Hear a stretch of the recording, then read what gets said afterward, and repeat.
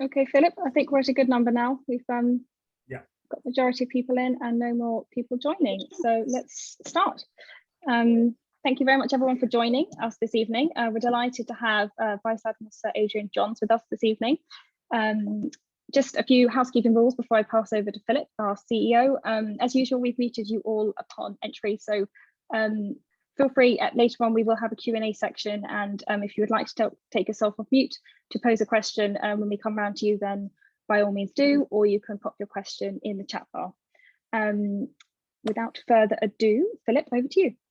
Thank you, Lucia. Good evening, everyone. Ladies and gentlemen, thank you for joining our Friends of the British Overseas Territories Gibraltar themed event this evening.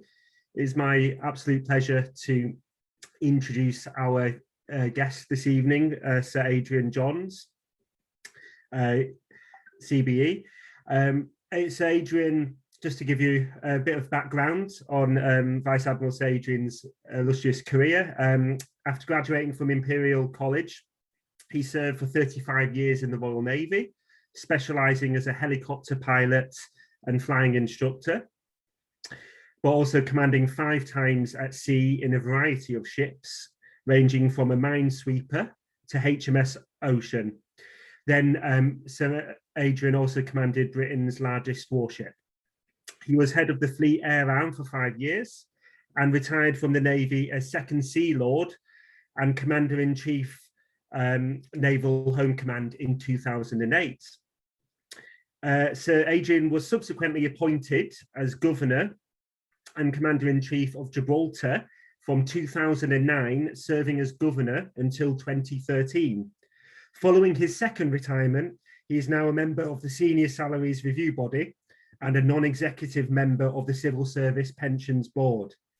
Sir Adrian is a Deputy Lieutenant of Greater London, and amongst a variety of other charitable interests is Chairman of the Friends of Gibraltar, a Trustee and Deputy Chairman of the Greenwich Foundation, as well as a patron of a number of veteran associations. So we're very lucky to have Sir Adrian with us this evening, who's going to talk about his role as a governor, but he will also, I believe, touch on the COVID situation in Gibraltar and also the EU exit situation. So on that note, I will ask Sir Adrian to kindly unmute himself and welcome. Philip, thank you very much indeed for that introduction, and good evening, everybody. Very nice to see so many people here. I've had a look down the participants list and there are some names I recognise down there, so it's good to see you here too. As Philip says, I'm going to talk a little bit about my time in Gibraltar, my role and my experience as governor. And I want to look back at the 4 years I spent there, but things have changed markedly since I left in 2013. So I don't follow the day-to-day progress in Gibraltar, but we do get updates. Before I do anything else or say anything else, one of the key lessons I learned in Gibraltar was to avoid politics, to be unfailingly careful with what I said in any environment, and to avoid straying into the political arena. And I think I'm right in saying it was former US President Ronald Reagan who once said that politics was supposed to be the second oldest profession in the world, but that he'd come to realize that it bore a very close resemblance to the first. Anyway, I need to get the balance right. And I think that pretty much sums up the governor's role.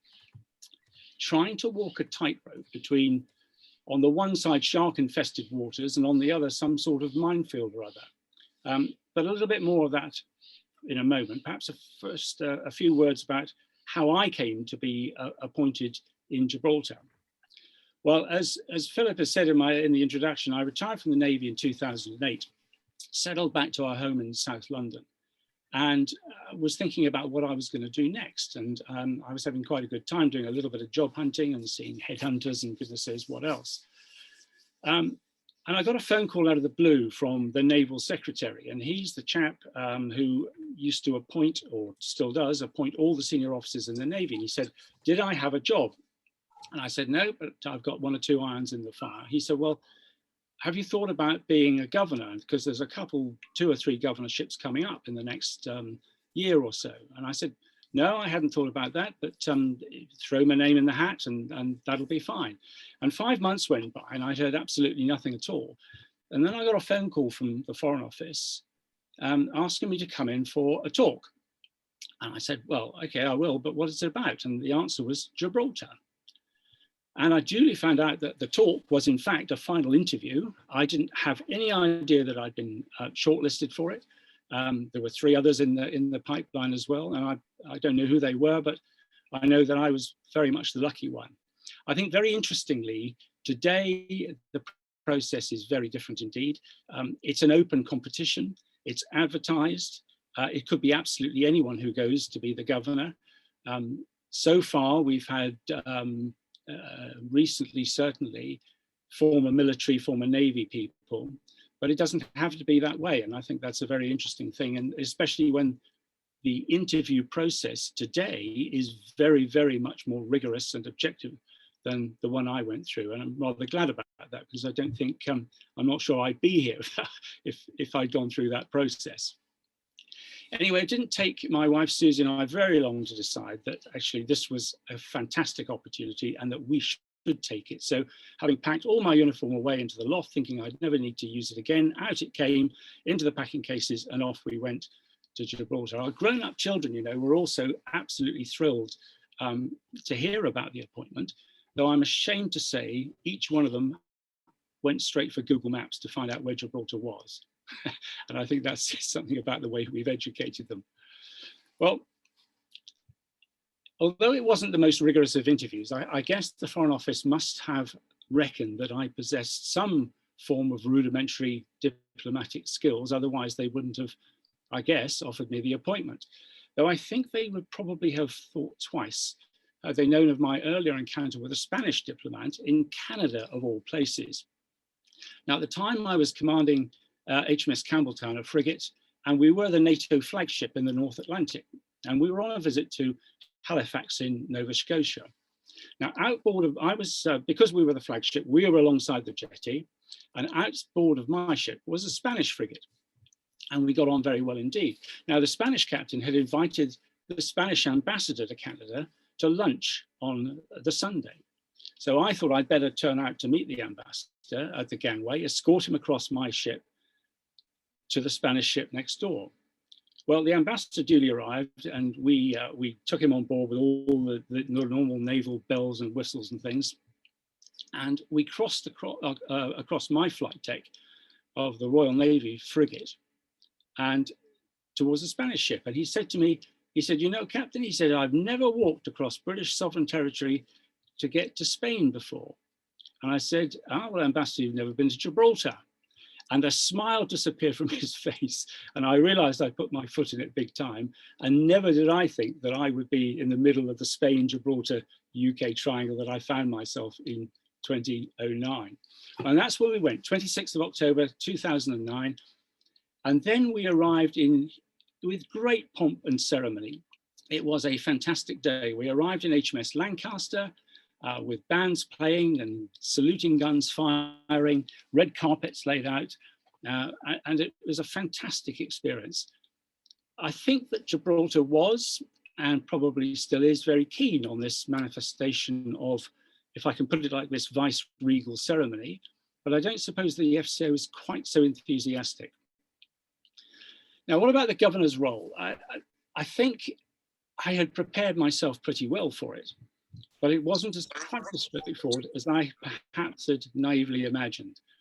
And I was given bad advice. I was given bad advice by a friend of mine who had recently retired as the Lieutenant Governor of Guernsey, where I think life is a little quieter and certainly quieter on the political front. And he described to me his job was like being the Commander-in-Chief fleet 100 years ago, but without the fleet, i.e. all of the perks and none of the responsibilities. And he told me that if he received 2 letters in a day, he saved 1 for after lunch so he'd have something to do in the afternoon. But of course, he was only a Lieutenant Governor and charged mainly with ceremonial and representational duties. And Gibraltar is quite different. Ceremonial and representational matters are very important, but I found there was quite a bit more to the job than just that. And the governor is not, as some would like to think, the Foreign Office's agent in Gibraltar. He is in fact the Queen's representative, constitutionally the senior officer of Her Majesty's government of Gibraltar, and with a role clearly defined by the Constitution. So I represented Her Majesty and not Her Majesty's government. I was very clear about that. But it got me into seriously hot water with a particular minister in the FCO, which really very nearly led to a crisis. He believed, I think, that he was able to instruct the governor as he would instruct an ambassador, and I didn't think that that was the way it worked. And so we rather fell out. But fortunately, the general election of 2010 removed the problem at a stroke. The government changed. So I lived to fight another day. Now, the constitutional position, the Gibraltar Constitution charges the governor with special responsibility for external affairs, defence, and internal security. And so my main interlocutors in London were the FCO on one hand and the Ministry of Defence, the MOD, on the other. And it's in these great departments of state where foreign and defence policy are made. Now, the essence of the governor's job, as I saw it, was on the one hand to communicate the UK's policies to Her Majesty's government of Gibraltar, and on the other hand, to influence the formulation of UK policy by representing the interests of Gibraltar to the UK. And this I thought was very important because, you know, although Gibraltar is the closest of all the overseas territories to London, it's still 1,000 miles away and almost out of sight and out of mind. And I found very quickly that not necessarily in the Foreign Office where they were focused on Gibraltar in the Iberia office, but in other departments of state, if we had to make communication there, they just didn't see Gibraltar. And what I wanted to do was put a little sign on everyone's wall saying, remember Gibraltar, because formulation of policy for the United Kingdom and judgments made there very often had some sort of impact for Gibraltar as well. So that 1,000-mile gap could be awfully wide at times. What about our relationship with the UK? Well, I think Gibraltar's relationship with the United Kingdom is of fundamental importance. Always has been, but today probably more than ever. And in a sense, Brexit, EU exit, and subsequently COVID, the pandemic, have brought Gibraltar and the UK much closer together than they've been for a very long time indeed. But there's always been tension in the relationship, I think, and much of it has been caused as a result of the UK's relationship with Spain and the reaction of Spain to events in and around Gibraltar. And Gibraltarians remain passionately British, but I would say vehemently anti-colonial. Gibraltarians are not of Anglo-Saxon generally descent, but are Mediterranean. And they are proud British Gibraltarians, and the Queen is their Queen. There has been, I think, an historic mistrust of the FCO's intentions, and not without cause, actually. And many will remember the joint sovereignty debacle in 2002, when Peter Hain and Jack Straw conjured up a plan for joint sovereignty without consultation. And it all went very, very badly wrong. And to some extent, the tone changed with, and I'm trying to avoid politics here, but the tone changed when we moved from a Labour to a Conservative government. My personal impression was that the Labour government always looked at the overseas territories as anachronisms and liabilities, where one of the first things that William Hague said when he came in as Foreign Secretary in a Conservative government was that he saw the overseas territories as an asset, as assets. And that changed, I think, the way we dealt with the FCO. Well, what about the relationship with Spain? I didn't deal with Spain directly. The FCO dealt with Spain, and I dealt through the FCO to put my views in there. But Our relationship, the overall relationship with Spain, was very dependent on the colour of the government in Madrid. And during my time, it was all the PP, a very right-wing party, rampantly and aggressively critical and hostile to anything that Gibraltar did that indicated anything other than there being a subservient colony of the UK, which clearly they weren't. And in the past, and certainly during my time, I think relations with the FCO were often tense because of this. There were many issues rolling around for us potentially to fall out about, but perhaps the one that coloured my time most was issues about the waters around Gibraltar. And I should say right away that most territories, most countries with a coastline claim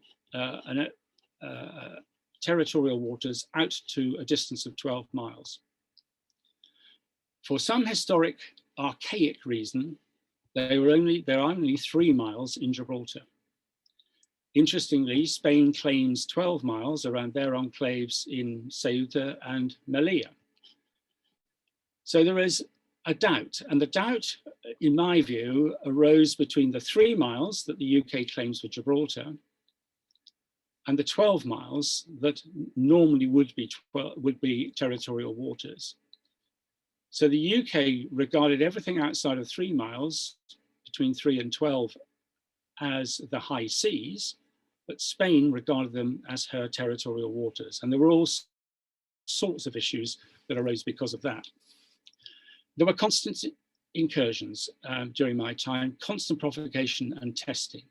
We had fishermen coming in, which I think was not the biggest problem we had. Fishermen have always fished Spanish fishermen have always fished in Gibraltar waters. We had incursions by the local Guardia Civil, never quite clear whether they were orchestrated. Sometimes they were, but most often it was just adventurism on the part of the Guardia Civil. And occasionally we had more serious incursions by the Spanish Navy, and serious because this was a state action rather than local adventurism. So the incursions were testing, they were irksome, they were very tedious, but every incursion by a Spanish vessel, the Guardia Civil or the Navy, had to be challenged and protested, otherwise a precedent might be set. And it got quite heated at times. There were formal diplomatic protests put in almost continuously. Ambassadors were called in from time to time. But unfortunately, I think the FCO were quite slow in the process of protesting. And when there was something that was perhaps on a borderline, very often we would see the Spain getting their protest in within 24 hours, and it was taking days and days, if not weeks, for the FCO to generate the same sort of thing. The fishermen believed they had a right to fish in Gibraltar waters, and I think there was some reasonable claim for grandfather rights to fishing. None of that was the real issue. And it was more the state incursion that I think caused us more problems than anything. The relationship with the armed forces, my relationship. I was nominally the commander-in-chief. I was certainly the commander-in-chief of the Royal Gibraltar Regiment, which was a great honour and a privilege. And of course, Gibraltar's enjoyed the strongest of relationships with the British Armed Forces for, well, more than 3 centuries. And Gibraltar's been a really important part, a strategic part of the UK's defence jigsaw for most of that time. Now, if you look back 30 odd years or so, Gibraltar's economy was very largely driven by the MOD, by the naval base, the dockyard, and everything that was associated with that, and the resident battalions, etc., etc. And sadly, I think today, not the economy I'm talking about now, sadly, the military presence is not as great. In fact, it's very, very much smaller. Gone are the days when we saw, for example, large numbers of Royal Navy warships passing through the naval base. And I can recall visiting Gibraltar, I think in the mid-80s, with a single task group. We're on our way into the Mediterranean, a single task group of some 20 ships. Now the Navy would be hard pressed to muster that lot today. And the number of people in the Navy is just about the same as the population of Gibraltar. So I don't think we see the same sort of presence in Gib that we used to do some years ago. It was very, very good to see in recent years HMS Queen Elizabeth visit Gibraltar, which is hugely symbolic and a significant event. And it reaffirmed the British sovereignty over the rock. And that is very important indeed. So if I may just touch on one or two current issues at the moment, Brexit, EU exit, has caused much anxiety, of course it has, in Gibraltar. 96% of Gibraltarians voted to remain, as we know, and that vote, the referendum vote, was brought in very, very rapidly indeed. And I think Spain undoubtedly, in the initial stages at least, viewed Brexit as a once in a generation opportunity to regain ground in a dispute that's been festering for well over 3 centuries. And at the time, Spain somehow managed to persuade the EU to include a final clause in its negotiating protocol, the infamous clause 24, which stated effectively that nothing negotiated by the United Kingdom in terms of its own exit from the EU shall apply to Gibraltar unless agreed by Spain, which kind of gave Spain a say and a veto in affairs. It hasn't turned out quite as badly as that, and I'm touching wood as I speak, because right at the last breath, the 11th hour on New Year's Eve, there was an agreement, a breakthrough to agree a framework for talks, to talk about a framework for talks, and to reach an agreement by June of this year, 2021. I think the talks are just about beginning to get traction now, as far as I understand. There have been delays, not least caused by the pandemic, of course.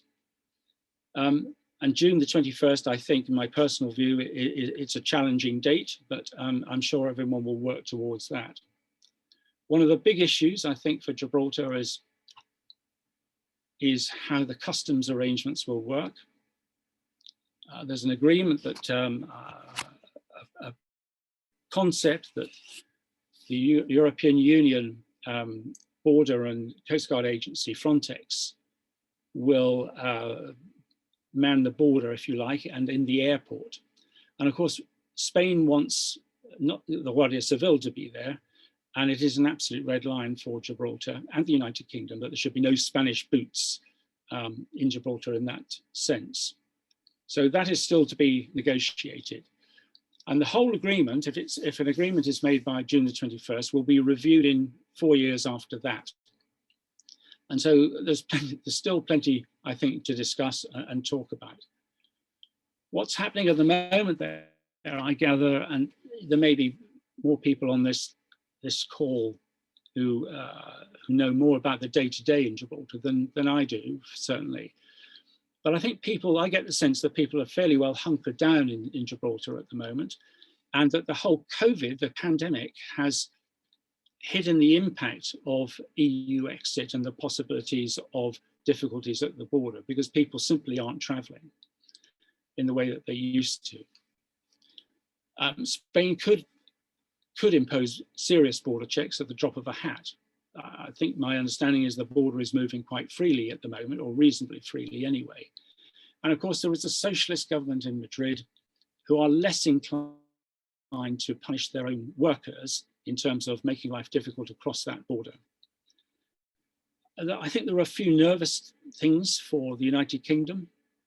The talks with Gibraltar are really designed to generate some sort of agreement around a Schengen-like area, i.e. some form of free movement across.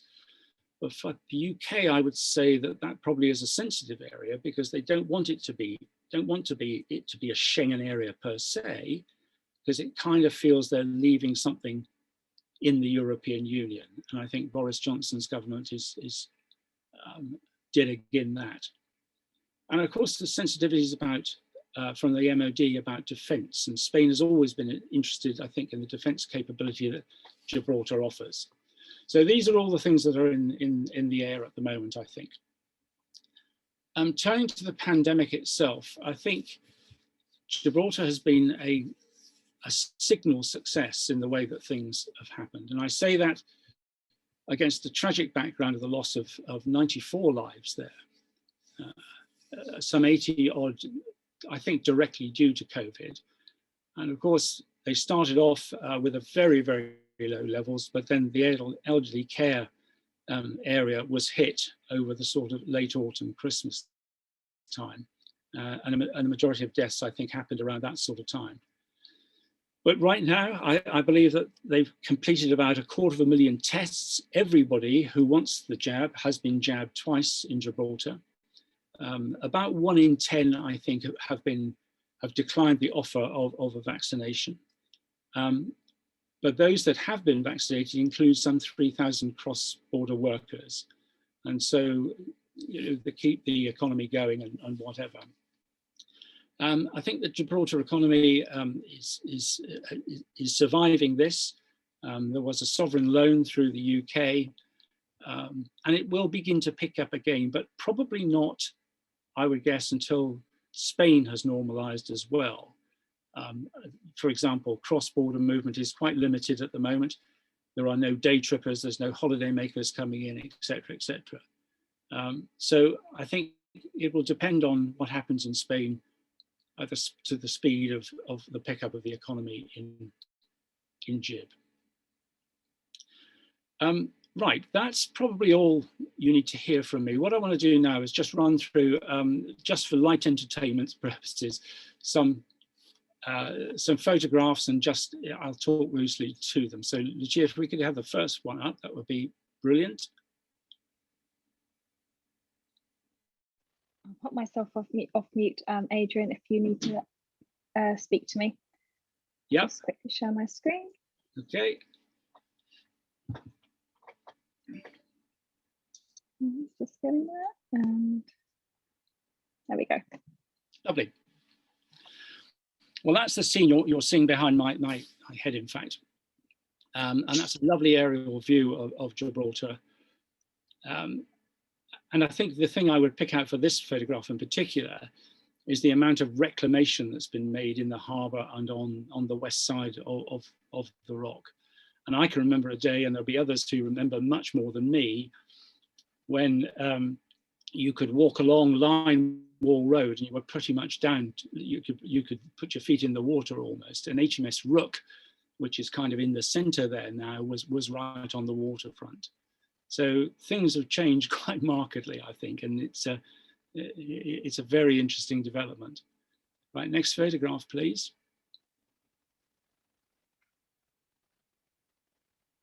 I like this shot particularly. First of all, it shows what an absolutely unusual geological feature Gibraltar is. It shows the rock in stark contrast there. And what we're looking at, of course, is early Jurassic limestone, about 200 million years old. Though actually the rock itself, the shape of the rock is much, much younger than that, about 5 million years. And I'm treading well out of my depth here, but this is when the two great tectonic, the European and African plates, met and pushed up, and Gibraltar the rock is a remnant of that, and pushed this Jurassic limestone up into this absolutely unique shape. If you look in the distance beyond the rock, you will see Jebel Musa, which is in Morocco. And Jebel Tariq, which was Gibraltar, and Jebel Musa were the pillars of Hercules. And the strait runs between the pillars, the gate. And I think the other thing that this photograph shows really interestingly, for those who don't know Gibraltar, is the airport, the runway, which ain't very long, I can tell you that from personal experience, and has this wonderful Winston Churchill Road running straight through the middle of it. So whenever a plane takes off or lands, the road is closed, and it's quite interesting. And I can tell you from personal experience that flying in the vicinity of the rock there is some amazing turbulence and unusual effects, and anybody who's flown in and out of in EasyJet or British Airways will understand what I'm talking about. Next slide, please. This was our arrival. I mentioned, coming in on board at HMS Lancaster, and this was the whole feel for the day. I mean, it was just the most amazing experience. That's my wife Susie and I being met by the Chief Minister Peter Caruana and his wife Christina. Next slide, please. And these are the keys of Gibraltar. And the governor doesn't salute. The governor holds the keys up to provide reassurance to the citizens of Gibraltar that the citadel is safe. The keys, I weighed them once, weigh 5 kilograms. And holding them up at that angle for the full national anthem is a fair feat. And I have to say that I had to do some repair damage to my rotator cuff muscles after all of that. Next slide, please. And that masks the look of anguish on my face as I'm still holding the keys up. Next slide, please. Governor's Residence is a wonderful place called the Convent. It was in fact a Franciscan monastery built in the early 1500s. What we're looking at there is the modern part. That's a Victorian west wing, which were our personal quarters. The main part of the old monastery is off to the right of the picture there, but beautiful grounds. It was a wonderful place to be, a huge privilege. And one of the things my wife and I were really, really keen to do was to get as many people in and through the convent and the garden as we possibly could. And we had some wonderful times with open days and Queen's birthday parties and goodness knows what else. But it certainly was a privilege. Even the ghost didn't faze us too much. Next slide, please. This is the main banqueting hall. And one of the things I was unprepared for was the fact that governors must have a coat of arms. So I was invited to create my own coat of arms with the College of Arms. It's the cost of a small family car, but well worth having. And I was told that actually by one of the heralds that this is probably one of the greatest displays of heraldry covering 3 centuries outside the College of Arms itself. So quite an interesting place to be and look around and see who's been there before you. Next slide, please. The most significant year of my time was 2012, the Diamond Jubilee, and we had a royal visit, the Earl and Countess of Wessex, and it was a fantastic visit. It went really well. There was the most amazing outpouring of British nationalism in Gibraltar. I mean, crowds you've never seen before. The royal couple were absolutely fantastic. They dealt with the whole thing brilliantly well, and I think it went down extremely well indeed. You may not be able to read the words on the stone there, but they say that it's, in my own words, at this site, Her Majesty the Queen and the Duke of Edinburgh stood during their visit in May of 1954, when the Royal Yacht Britannia took them through Gibraltar. Next slide, please. I mentioned Gibraltar's national and patriotism. There it is. There's the Queen and the Gibraltar flag cast onto the north face of the rock. The next slide, please. And there's a variation of that. And of course, this is facing into Spain. And for some reason, this really irritated the Spanish. And I can't think why. But 2012 was a fantastic year. There were 1 or 2 perks to being the governor. Next slide, please. I'm a younger brother of Trinity House, and Europa Point Light is the southernmost light that belongs to and is looked after by Trinity House. So I became the keeper of Europa Point Light, which meant absolutely nothing at all, except that I could show it off to visiting people, etc. And it's wonderful. Next slide, please. As often as not, that's how it looked, and not on the nice days. Next slide, please.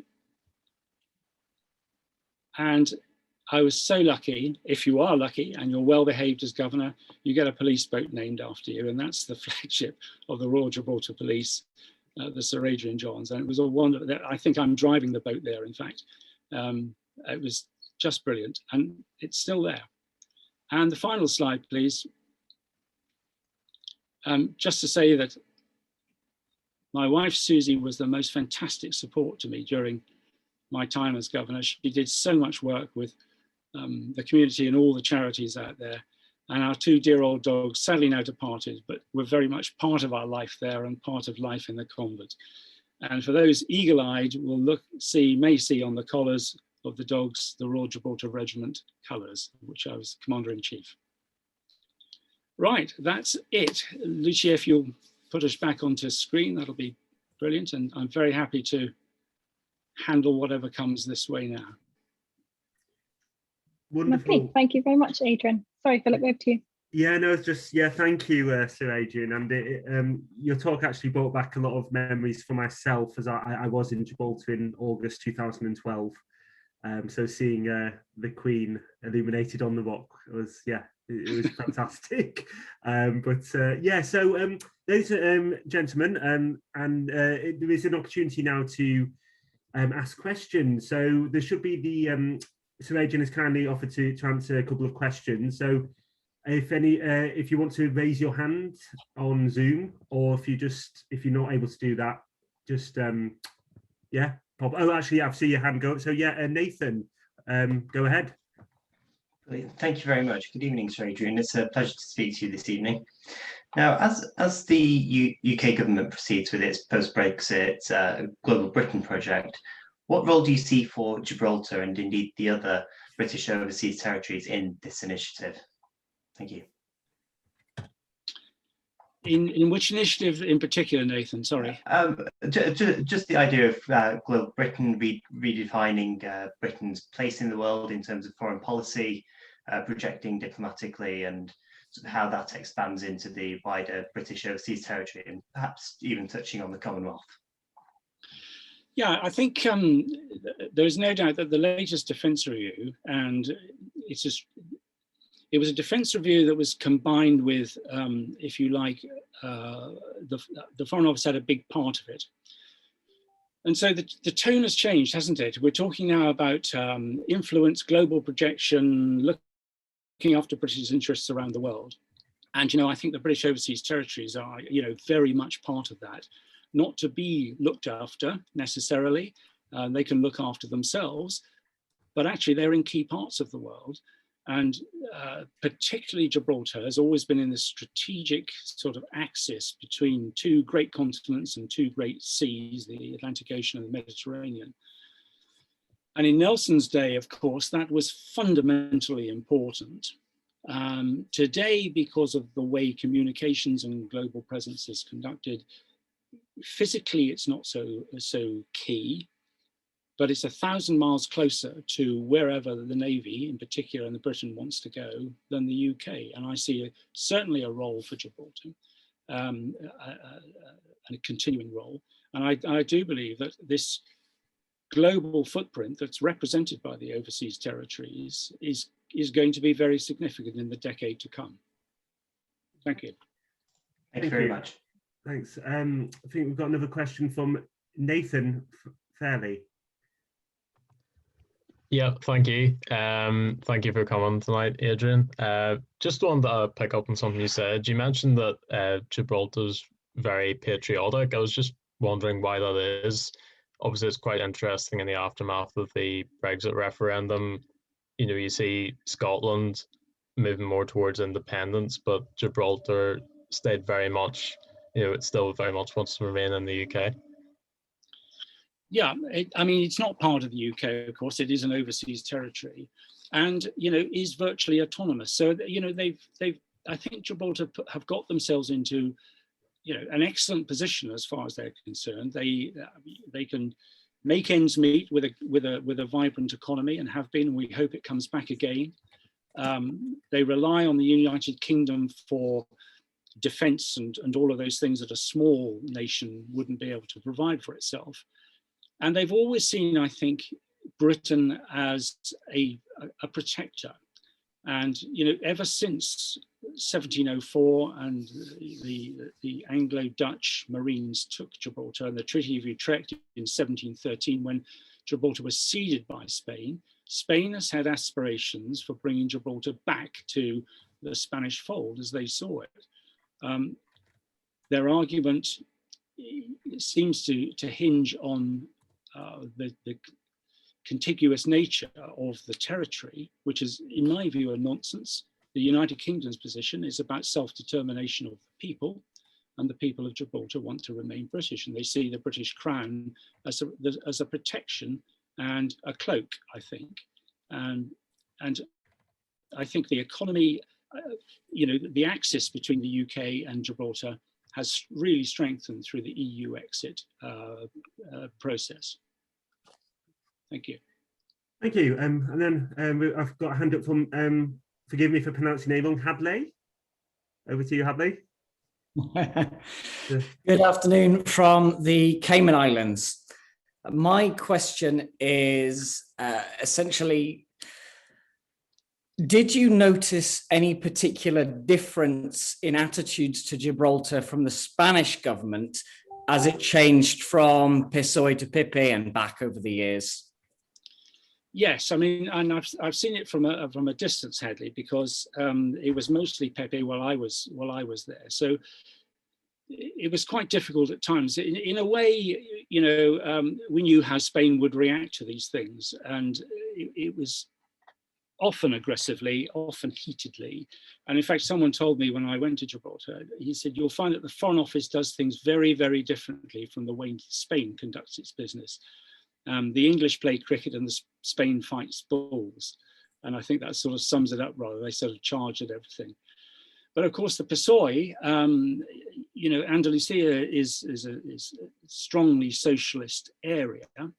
And I think the PSOE, you know, that's closer to their heart than certainly the Pepe. I think the Pepe were quite happy to let the people of La Linea, you know, go to hell in a handcart if needed, all for the sake of Gibraltar, you know, not conceding anything on Gibraltar at all. So I think Pedro Sanchez was very influential in Andalusia. He is now obviously the Prime Minister in Spain, and I think there is an overhang of that makes life more amenable now to discuss serious discussion and getting a reasonable outcome to all of this. The worry, I think, is what happens in 4 years' time when the whole thing comes up for review again. If there's a different government in Spain, how will they react? Will they walk away from it and will they back to square one? Difficult questions. Thank you. Thank you for your question, Hadley, and obviously very topical time in the Cayman Islands. I believe you've just got a new premiere as of yesterday. So yes, it's been we've been watching what's going on in the Cayman Islands very closely the past week. I think we've now got a question from Robert Midgley. Hi, Sir Adrian. Hope you're well this evening. Sorry, I don't have my camera on tonight. I do have a question actually. I've been reading about the deal that was agreed at the end of last year. I'm trying to get my head around the position of the Frontex border people, who I guess will be at the airports and the harbours. What do you see will happen go forwards? Do you see the elimination of the border completely, or do you think there will still be someone at the border? Do you think this will actually come into action, having Frontex patrol people at the airport and harbours? Robert, thanks very much. I think customs is the biggest issue, and I think, you know, Frontex will be dealing with that. And I think I understand there's no difficulty with Gibraltar for them to do that. Spain obviously wants to get their oar in here and you know, have a Spanish part of this, and that is where the red line is. So I think in the longer term, the UK and Gibraltar probably would have no difficulty with Frontex as a European Union organization providing some sort of, if you like, neutral interface at the border and customs and whatever. But it depends how that is thrashed out in the agreement. And again, it depends on how things look in 4 years' time, when things may have changed quite significantly. Okay, thank you. We've had a question in the chat, Sir Adrian. Alan Massey asks, what was your most difficult episode? I think as in your time as governor, was there a specific, what was your most difficult occasion? I had two or three. I think I've alluded to one of them already, which is my falling out with the Minister for Europe. In fact, I got thrown out of his office. Right. Is that the UK minister? Which? Yeah. Okay. Yeah. Is that Alan? Alan Duncan? No names, no factuals. You can probably work it out for yourself. Oh, okay. It was a completely different way of understanding the constitutional position of the governor. Let's put it like that. But that was in April of 2010. And May 2010, the government changed. And I remember going down the corridor to see the Director of Europe. I said, we might have a problem here. But my advice would be to hunker down for a month and wait to see what the election does. But I had said to my wife, actually, I had phoned back and said, don't unpack all the suitcases because we might be going. And there were one or two issues, particularly again with the waters, I think, where I felt that my position was being, as the governor, was being jeopardized by the way that things were being handled in London. And all I would say was that, I was quite prepared to resign and walk if needs be. It never came to that, but there were a couple of occasions where it got a bit tense. Right. Mm-hmm. Okay. Thank you. Then we've got a question just from Tony Williams. Good to have you on the call this evening, Tony. Does Gibraltar have capacity to expand tourism, or are the numbers currently at the maximum? I don't know the answer to that. I mean, there is limited capacity, of course there is in Gibraltar, because it's such a small area, just 2.5 square miles. Much of the tourism depends on day tripping in from Spain every day. And of course, you can take all sorts of numbers there. And the cruise ships, when they come, will land thousands of people. And it's often a question of just coordinating that to make sure there aren't, 6,000 to 8,000 people going down, trying to get down Main Street as opposed to 3,000. But there are others listening tonight who may have a better answer to that in terms of actual capacity. So I'll leave it there. I don't know if anyone else wants to pitch in on that one. That's fine. Thank you. And we've just also got a question. I think we'll just take one or two more before we start to conclude. From Oliver Wilderspin. Oliver. Hi, Sir Adrian. You mentioned the advice you got from a friend who was Lieutenant Governor of Guernsey. I'm from Jersey, so we've got a similar situation here with our Lieutenant Governor. So which part of the job did you enjoy the most? Was it the ribbon cutting, the meeting people, the sort of ceremonial role, like a member of the royal family would have, or was it the more political side, interacting with the Foreign Office, with the local government, in the thick of it, sort of there?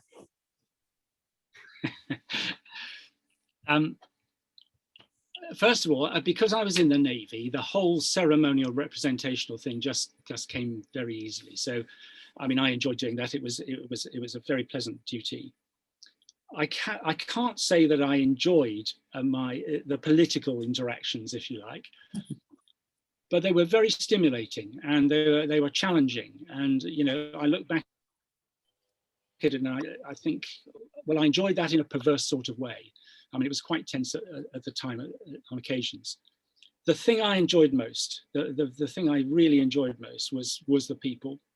Was meeting the people, and the relationship. It was warm, it was welcoming, it was fantastic. And we made, I think, friends for life. And certainly the whole experience, I think, changed my and my wife's lives completely. It was a brilliant experience altogether, made by the people of Gibraltar, in my view. Okay. Thank you. Laura has a question. Do you want to take yourself off mute, Laura? Hello? Hello, yes, go ahead. Hello, thank you very much. I am Laura Panades. I am Spaniard, but working in the Cayman Islands right now. So I have a double interest in the conversation here. My question concerns the way that the British Overseas Territories interact with the UK. So far, all queries are transferred via the FCO desk. Now, if I understood you correctly, Adrian, you have said that the FCO desk response tends to be rather slow. This also echoes the claims of especially a group of academics and people related to the FCO, which in 2018-2019, in the Future Territories inquiry, also denounced that the FCO desk response is rather slow and that perhaps other models would have to be looked at. So, Sir Johns, like in your personal capacity, which kind of model of communication between British Overseas Territories and the Crown would you advocate for? Thank you. Laura, thank you very much. I was really talking about my perception of my time in the procedure for making protests through the Foreign Office. But I think Gibraltar stands in a very, very different position from all the other overseas territories, because Gibraltar was, and I think still is, part of the Europe Department as opposed to the Overseas Territories Department. And it was because of the European Union, of course, and still will be, I think. So the way we dealt with issues, I think, was very, very different from the way the rest of the overseas territories dealt. We dealt through a completely different set of people, the Europe Department, the Iberia desks, etc., etc. And frankly, I think it was very easy to make a glib criticism about being slow, but the Foreign Office was a very frustrating institution at times. But actually, I worked with some really capable people there, intelligent, capable people. And that was very encouraging indeed. It just became rather irritating at a time when the institution itself seemed to be slow and ponderous and process driven. Okay, well, just the last question, Sir Adrian, is from John. John asks, do you think UK financial support to Gibraltar is appropriate, bearing in mind our overseas development budgets? To be honest, John, I don't know what financial support is being provided at the moment, except for a sovereign loan, which is obviously going to be paid back. And certainly during my time, there was virtually no money coming across from the United Kingdom into Gibraltar. Now, things have changed because of EU exit and all the rest of it, and I don't have the figures. I don't know what the answer is. I'm simply aware that certain agreements have been made. A sovereign loan has been made. I think it's cost sharing on the ferry that comes across from Algeciras to bring goods across that have come down from the UK through Spain. But as far as I'm aware, there is absolutely no direct financial support as such. Okay, thank you. And I just on that note, that concludes the question side. I do want to just briefly. It's a pleasure to have one of our trustees and somebody I think you're well known to you, Sir Adrian. Albert's on the line, Albert Poggio. Good evening, Albert.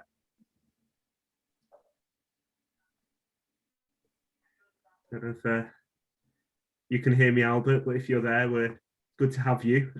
I can hear you now. Can you hear me? Yeah. Hi, Albert. Hello. Yeah. Good evening. Hi. Good evening, everyone. I must say hello. May I, Adrian, on behalf of the Hot Pot, as one of the trustees of Hot Pot, thank you for giving us your time, and thank you for this very excellent talk that you've given us. As most of you know, I was the UK representative for 28 years in London, and through my office, I've served many governors. So Adrian was one of those that endeared himself to the people of Gibraltar very, he's still there today. he has not given up on Gibraltar, as he's proven this evening by his talk. He's also the chairman of the Friends of Gibraltar, of which I'm privileged to be the vice with Sir Adrian. And Sir Adrian, by no means an embarrassment, but I think the first time I ever met you, it was the then captain of HMS Ocean, or was it Invincible? I can't quite remember that. Ocean. And you called on Gibraltar, Ocean, and I was invited, privileged to be invited to a reception on board, which is when I first met you. And you, HMS Ocean, had on board a company of commandos or Royal Marines who were doing an exercise the following morning to the reception, and then of course they approached the wrong beach. In fact, they landed in Spain, and it made world news. And I just imagine what you must have felt as of Ocean when you told Marines landing in Spain. Can you tell us what your thoughts were at the time? Albert, I'm so grateful that you brought that point up. Thank you very much indeed. It was it was an awful weekend. It was the worst weekend I've ever spent in Gibraltar, I have to say. And there were a couple of reasons for that. First of all, we arrived quite late on a Friday afternoon, and we had some work to do to get our landing craft swapped over from side to side. Well, first of all, one of the landing craft broke down in the water, and we had to get it towed back to the ship. We only had one engine anyway in Ocean, because the other one was packed up and waiting for repair alongside. The weather was turning very bad. It was getting dark. And so we ended up going in the dark with a real wind blowing. The pilot came on board. He looked about 13 years old to me, said that his last job was a river pilot on the Hamble, and this was the first big ship he'd ever handled himself in Gibraltar. So we got alongside. And on the day in question, we were going to do an amphibious rehearsal on the east side, on the beaches there. Long beaches, absolutely fantastic place to do it. The weather was so bad, they had to change and do the western beaches, which is very narrow, as you know. And the coxswain of the boat that took the Royal Marines away told me afterwards, he said, well, he came round the corner, he knew exactly where he was going, but there appeared to be an angling competition on the beach. So he jinked 11 meters left and ended up on the Spanish side of the border. Of course, all the protests happened, and it was probably the tensest 24 hours I spent in HMS Ocean. And interestingly, it didn't cause a major diplomatic glitch, because there was a little bit of tit for tat going on somewhere, which I never got to the bottom of. But Spain said, okay, it was an honest mistake, and nothing was intended by it. So there we are. And I didn't, by the way, I didn't mention that when I went in for my interview in the Foreign Office. Fantastic story. I'm glad.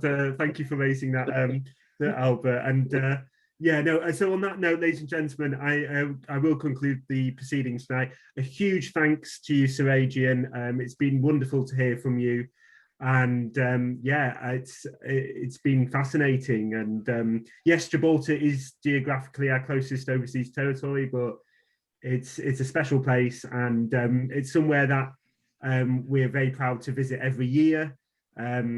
And we're looking forward to attending National Day, as we do every year, Sir Adrian, which you'll know is a great time to visit the Rock. But yes, so ladies and gentlemen, and just a few, I think, Lucia, do you have a few announcements to make before we wrap up? Yep, of course. Firstly, thank you very much, Sir Adrian. It was a very interesting evening. Just in terms of events for everyone to be aware of that are coming up, in 2 weeks' time, we have on the 5th of May a special webinar commemorating St. Helena and the bicentenary of Napoleon's death. So we've got an interesting panel lined up for that evening, so do please sign up if any of you are interested in attending.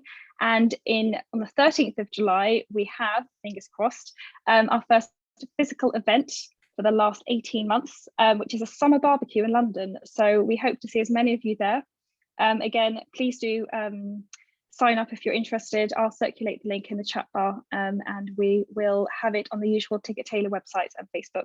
Yeah, and I think you've got, is it a call tomorrow this year with the Friends of Gibraltar? Is that? I do, yes. Indeed. So just to get that ready, yeah. yes. Well, I'm sure Albert and Sir Adrian will be interested in how that goes. So yes, we've got a barbecue. We're hoping to yes, have a barbecue. We did it 2 years ago, and we're fingers crossed we'll be able to see you all face to face in a few months' time. And we've also looking at doing a Cayman themed event in June, following the very interesting past week where they've just appointed a new premier. But it's yes, it's like lots of coalition discussions going on. But yes, we'll be in touch on that.